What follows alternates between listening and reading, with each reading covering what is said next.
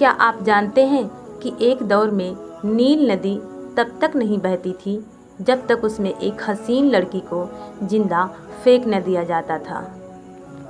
مصر کی زمین کو ہریالی تب ملتی تھی جب انسانیت کو بہا دیا جاتا تھا۔ لیکن پھر آئے ایک انصاف پسند خلیفہ حضرت عمر رضی اللہ عنہ۔ اس کہانی میں جانیے کیسے ایک بے جان ندی کو اللہ کے نام پر زندہ کیا گیا۔ بہت سال پہلے کی بات ہے۔ مصر ایجپٹ کی سرزمین پر نیل ندی کی بڑی اہمیت تھی۔ یہ ندی ہی مصر کی زندگی تھی۔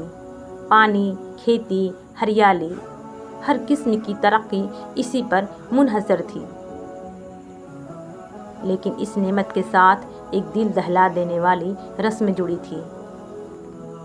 مصر کے لوگ یہ مانتے تھے کہ نیل ندی میں جب تک کسی کنواری لڑکی کو زندہ پھینکا نہ جائے تب تک وہ نہیں بہتی۔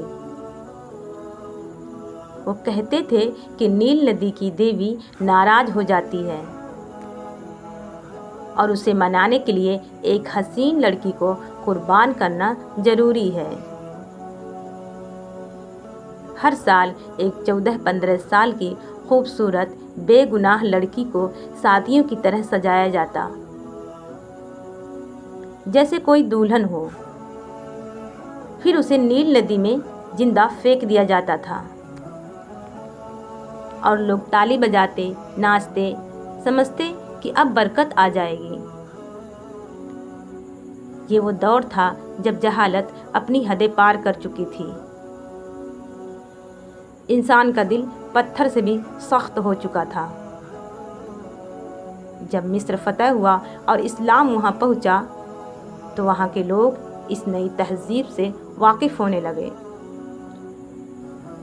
حضرت عمر فاروق رضی اللہ عنہ اس وقت خلیفہ تھے۔ انہوں نے مصر کے امیر گورنر کے طور پر حضرت عمرو بن عاص رضی اللہ عنہ کو بھیجا۔ ایک بار ایسا ہوا کہ نیل ندی بہنا بند ہو گئی، کھیت سوکھنے لگے، پانی کی قلت بڑھ گئی، لوگ ڈر گئے۔ انہوں نے حضرت عمرو بن عاص سے کہا، ہمیں پرانی رسم نبھانی ہوگی، ایک کنواری لڑکی کو دریا میں پھینکنا پڑے گا ورنہ پانی نہیں آئے گا۔ حضرت عمرو بن عاص رضی اللہ عنہ یہ سن کر حیران رہ گئے۔ انہوں نے کہا، اسلام ایسے ظلم کی اجازت نہیں دیتا، لیکن حالات بگڑ رہے تھے، لوگ پریشان تھے۔ حضرت عمرو بن عاص رضی اللہ عنہ نے حضرت عمر رضی اللہ عنہ کو ایک خط لکھا اور پوری حالت بیان کی۔ لکھا، یا امیر المومنین، یہاں کے لوگ کہتے ہیں کہ جب تک نیل ندی میں ایک کنواری لڑکی کو پھینکا نہیں جائے گا وہ نہیں بہے گی۔ ہم اس رسم کو روکنا چاہتے ہیں مگر لوگ ڈر رہے ہیں، ہمیں رہنمائی کی ضرورت ہے۔ کچھ دن بعد جواب آیا۔ حضرت عمر رضی اللہ عنہ نے 2 خط بھیجی۔ ایک خط حضرت عمرو بن عاص کے نام، دوسری خط نیل ندی کے نام۔ جی ہاں، نیل ندی کے نام۔ حضرت عمر رضی اللہ عنہ کا خط ندی کے نام یوں تھا، بسم اللہ الرحمن الرحیم۔ یہ خط اللہ کے بندے عمر بن خطاب کی طرف سے نیل ندی کے لیے ہے۔ اے نیل، اگر تو اپنے آپ سے بہتی ہے تو بہنا بند کر دے، لیکن اگر تجھے اللہ رواں کرتا ہے تو میں دعا کرتا ہوں کہ اللہ تجھے رواں کر دے۔ حضرت عمرو بن عاص رضی اللہ عنہ نے وہ خط لے کر پوری مصر قوم کو اکٹھا کیا اور سب کے سامنے نیل ندی میں ڈال دیا۔ پھر کیا ہوا؟ اگلی ہی صبح نیل ندی جو مہینوں سے سوکھی تھی اچانک زوروں سے بہنے لگی۔ پانی کا ایسا جوش تھا کہ لوگ دنگ رہ گئے۔